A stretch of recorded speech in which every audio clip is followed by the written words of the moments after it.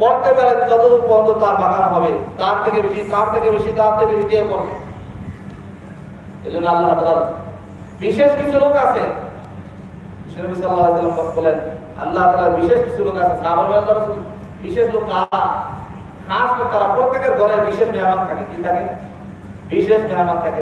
তাকে আজকে আপ্যায়ন, তার খানা পিনা, তার দেখাশোনা সবচেয়ে ভালো মতো করা হয়। বিশেষ মেহমান থাকে। কেউ কারোর শ্বশুর বাড়ি বিশেষ মেহমান, কারোর বন্ধুর বাড়ি বিশেষ মেহমান, অর্থাৎ বিশেষ মেহমান অভাব নেই, কিন্তু আসলে তার হাজির সবচেয়ে ভালো হয়। তো আল্লাহ তাআলার বিশেষ মেহমান, সাহাবারা বলেন আল্লাহ তাআলার বিশেষ মেহমান কারা? বিশ্বনবী সাল্লাল্লাহু আলাইহি ওয়াসাল্লাম বলেন তারা হলো কোরআন পড়নেওয়ালা। যারা কোরআন পড়ে, কোরআনের উপর আমল করে, কোরআন মোতাবেক জিন্দেগি যাপন করে, তারা হলো আল্লাহ তাআলার বিশেষ মেহমান। আল্লাহ তাআলা কি যে আমরা বিশেষ মেহমান হতে চাই কিনা? চাই কিনা বিশেষ মেহমান? হইতে চাইলে কোরআন পড়তে হবে, কোরআন শিখতে হবে।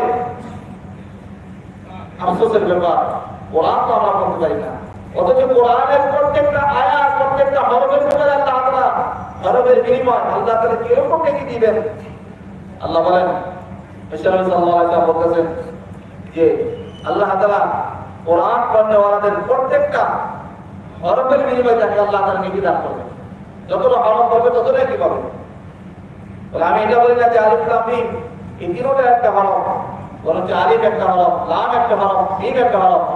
আলিফ পড়ার আল্লাহ তাআলা আপনাকে 10টা নেকি দান করবেন। লাম পড়ার কারণে আল্লাহ তাআলা আপনাকে 10টা নেকি দান করবেন। মিম পড়ার কারণে আল্লাহ তাআলা আপনাকে 10টা নেকি দান করবেন। অর্থাৎ আলিফ লাম মিম এই বাক্যটা পড়ার কারণে আপনাকে আল্লাহ তাআলা 30টা নেকি দান করবেন। এরকম কোরআনে কতটা হরফ আছে, প্রত্যেকটা হরফের বিনিময়ে 10টা করে নেকি পাওয়া যাবে। বুঝুন, এত নেকি আল্লাহ তাআলা তার বান্দাদেরকে রাখেন, এত নেকি কোরআন পড়তে রাখেন। অর্থাৎ যারা কোরআন পড়বে তাদের দিন পবিত্র হবে, শিরক থেকে, কুফর থেকে, বেদাত থেকে, নেফাক থেকে তাদের দিনকে আল্লাহ তাআলা পবিত্র করবে। এজন্য শান্তি, সফলতা, কামিয়াবি আসবে কোরআনের মাধ্যমে। দিলে শান্তি নাই, ঘরে শান্তি নাই, কোরআন কারীম তেলাওয়াত করো। দোকানে বরকত নাই, কোরআন কারীম তেলাওয়াত করো।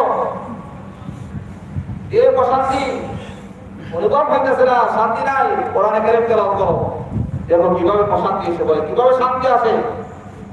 কোরআন পড়লে পড়তেই ভালো লাগবে, শুধু মজা শুনতে গেলে শুনতেই দিল যাবে। অন্য কোনো জিনিস নাই যা শোনার জন্য মানুষ পাগল, শুধু কোরআন। কোরআন ছাড়া অন্য কোনো মজা নাই, যেটা আজ থেকে 1000 বছর আগে আল্লাহ তাআলা বিশ্বনবী সাল্লাল্লাহু আলাইহি ওয়াসাল্লাম বলে দিয়েছেন। এজন্য কোরআন পড়বো ইনশাআল্লাহ, কোরআন পড়বো, কোরআন মোতাবেক জিন্দেগি যাপন করবো। এজন্য কোরআন পড়ার আগে কোরআন শিক্ষা করা। কি করা? শিক্ষা করা। কি করা? আর শিক্ষা করাটা ফরজ। কোরআন শিক্ষা করা কি ফরজ। আজকে আমরা সমস্ত কিছু শিখে বেরিয়েছি। এই দেশে আসি আরবি শিখে বেরিয়েছি। আমি বলি টুটা ভাটা বাংলা সুরা দিয়ে বলে দিই, ইংলিশ, ব্যবসার জন্য ইংলিশ, আমরা সমস্ত ভাষা শিখি। মুসলমান ইমানওয়ালা আখেরে নবী বিশ্বনবী সাল্লাল্লাহু আলাইহি ওয়াসাল্লাম কোরআন পড়তে জানি না, কোরআন পড়তে জানি না, আমরা কি শিখলাম? আল্লাহর কালামকে পড়তে পারি না, সব কিছু জানি।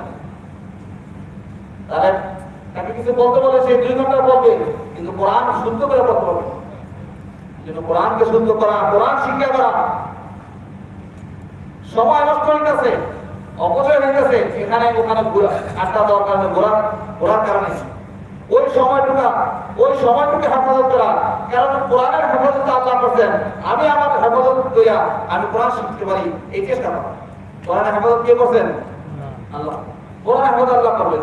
আমি আমার নিজের হেফাজত করা, আমি এই কোরআনকে শিক্ষা করা, কোরআনকে শিক্ষা করা, কোরআনকে হাসিল করার জন্য চেষ্টা করা। যে ব্যক্তি কোরআনকে শেখার জন্য চেষ্টা করবে এবং শিখে ফেলবে, আল্লাহ তাআলাকে ডাবল নেকি দান করবেন। আর যে ব্যক্তি কোরআন শিক্ষা করার জন্য এবং শেখার চেষ্টা করবে কিন্তু শিখতে পারলো না, আল্লাহ তাআলা তাকে এক নেকি দান করবেন। আল্লাহ তাআলাকে নেকি দান করবেন, তার আদর আল্লাহ তাআলাকে দিবেন। এজন্য নিয়ত করা, জীবনের বহু সময় নষ্ট হয়েছে, আর সময় নষ্ট করা যাওয়া যাবে না। এই সময়টুকু কোরআন শিখার কাজে লাগানো। নিয়ত করতে পারি ইনশাআল্লাহ। এগিয়ে নিয়ত করে বলেন তো ইনশাআল্লাহ। আল্লাহ তাআলা আমাদেরকে কোরআন শেখার তৌফিক দান করেন। নিজে শিখবো, নিজের ছেলেমেয়েদেরকে কোরআন শেখাবো।